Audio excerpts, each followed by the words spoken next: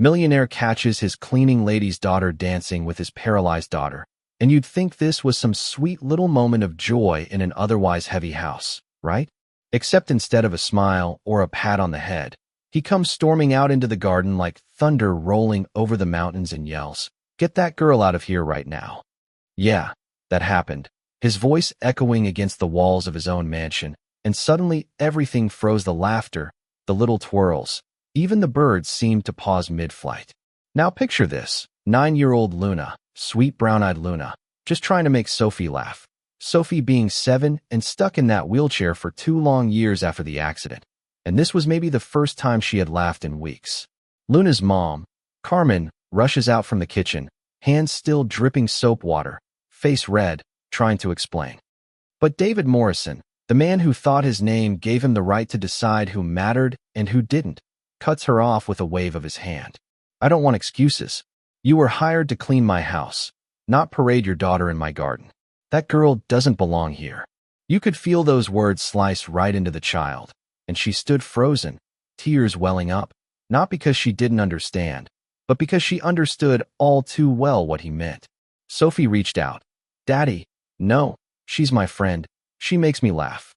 But David shoved her chair back inside, barking at her to be silent. Carmen grabbed Luna's hand and pulled her toward the back exit, whispering apologies with her head low, but Luna looked back just once, and in her eyes was not surrender. It was something else entirely, a fire starting to burn, quiet, patient, determined. That day lived inside her like a scar carved into stone. She asked her mom later, "Why is he so mean?" And Carmen said softly, "Because some people are born thinking they're better than others, but one day you'll see, sweethearts always find a way to shine." What nobody in that mansion guessed was that Luna would carry that humiliation like a stone in her pocket for 20 years, polishing it into a diamond.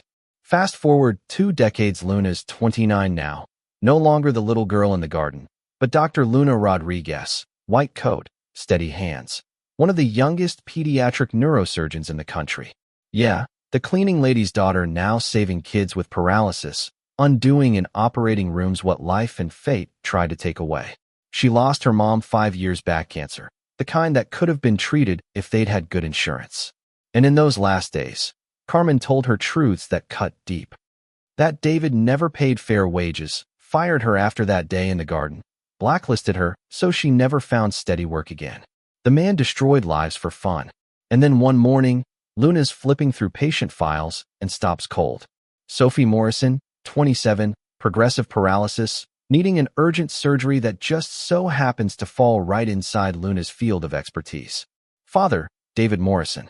Contact, the same number.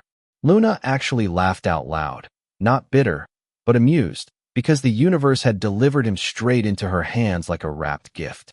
So she calls. 3 rings. "Morrison. Mr. Morrison, this is Dr. Luna Rodriguez. I need to speak with you about your daughter's case." Silence, gears turning on the other end. "Rodriguez. That name. She doesn't let him squirm too long. My mother was Carmen Rodriguez, your cleaning lady." The silence that followed was deafening, and then he choked out, "You're that girl." "Yes," she said evenly. "And now I'm the only one who can save your daughter." 3 days later, he walks into the hospital like he owns it, $1,000 shoes clicking, head high. He ignores the line, demands to see the director.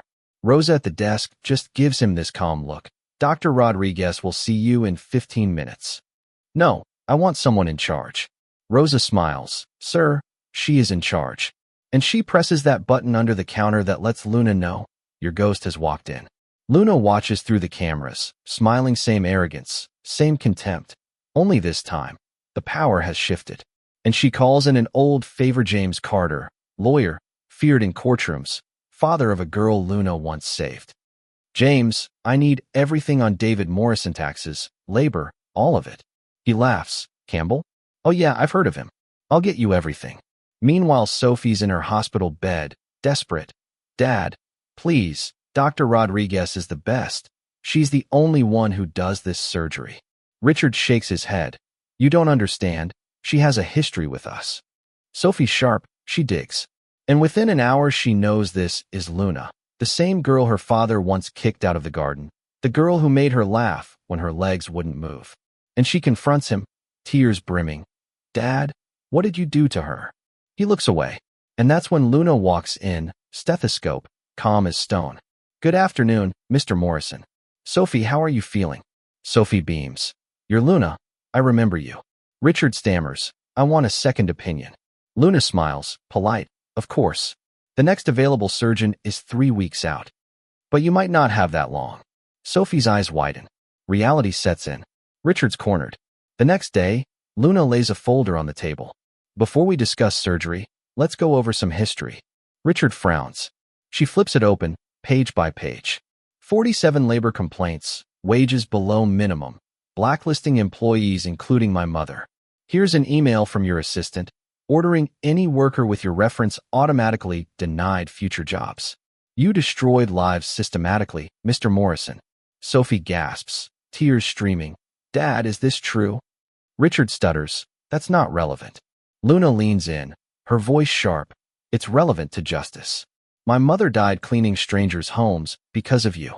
And Richard, stripped of arrogance, finally asks, what do you want from me? Luna's eyes soften just enough. I want nothing. I already have everything I need. I want you to know what it feels like to depend on the mercy of someone you tried to crush. Then she turns to Sophie, her voice gentle. Your surgery's tomorrow, 7 a.m. We have an 85% chance of success. Sophie whispers, you'll still help me after what my father did. Luna nods. You're not your father. I became a doctor to heal, not to punish. And then she looks back at Richard, calm as ever. The difference between you used your power to destroy. I use mine to heal. The surgery works. Sophie walks again. She goes on to write articles exposing labor exploitation, starting with her own father's practices. Richard, meanwhile, loses everything: RS fines, lawsuits, stripped down to nothing, ends up in a dingy apartment staring at brick walls instead of gardens.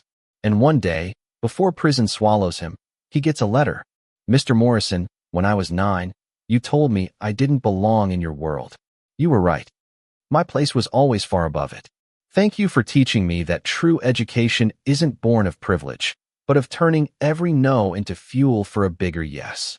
With professional respect, Dr. Luna Rodriguez. And that's the girl he humiliated in a garden grew into the woman who held his fate in her hands.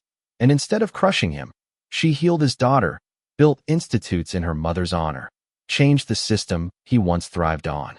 But here's the question, and it's not an easy one: did she do the right thing? Should she have let him fall completely, denied him the help he never once gave her family?